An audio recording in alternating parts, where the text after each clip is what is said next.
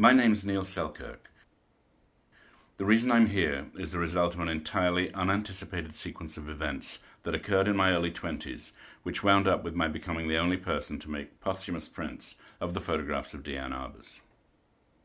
I'd arrived in New York in the spring of 1970 to work as an assistant for Hiro, a Japanese photographer who at that time shared studio space with Richard Avedon. Marvin Israel, an artist, art director, and Avedon's friend and colleague, was a frequent visitor to the studio, often with his friend Diane Arbus, who sometimes came alone to seek technical advice. She arranged with Hiro to borrow his new Pentax 6x7, a camera that she was considering buying. I showed her how to load the camera and operate it. We put a strap on it, and with almost childlike enthusiasm, she rushed off to try it out. Having decided to buy the camera, she reluctantly gave a class in order to raise the money to pay for it. I was one of the 20-odd students in her class that met once a week over the winter of 1970-71 in a public room at Westbeth, the artist's housing complex in which she lived. I left Heroes in June. Diane had called a few times for technical advice, but I did not see her again. She committed suicide in July 1971. On hearing of her death while I was in Europe, and assuming that her work would be memorialized in some way, I wrote to Marvin Israel, offering my services to help however I could.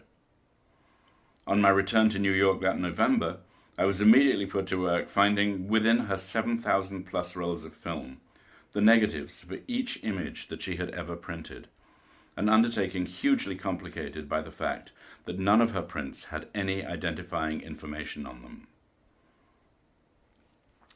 Diane's darkroom was in the West Village at 29 Charles Street, just off 7th Avenue South, in the basement of an old apartment building. In the spring of 1972, I started to make the prints for the retrospective exhibition at the Museum of Modern Art and for the monograph, Diane Arbus. My task was to figure out, using only her materials and equipment, how to duplicate Diane's prints.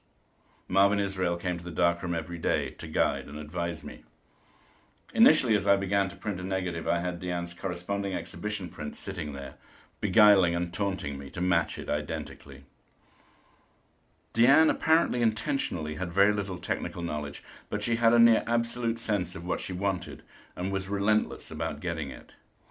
Her use of films unavailable in the United States and fussy, time-consuming developers was a deeply sophisticated response to her need to make prints that conveyed the authenticity of the moment without getting in the way of the picture. She had said to me that she believed her prints were better than everybody else's. But beautiful as her prints are, they're about what the lens projected onto the film, not about a philosophy of technique or dogma about the process or about the skill of the printmaker, be she the photographer or her surrogate. Diane's aesthetic roots were based in her instinctual responses to everyday images.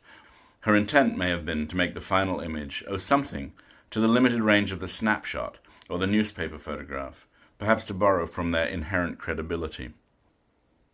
As she once said, I do have a feeling for the print, but I don't have a holy feeling for it. I really think what it's of is what it's about. I mean, it has to be of something, and what it's of is always more remarkable than what it is.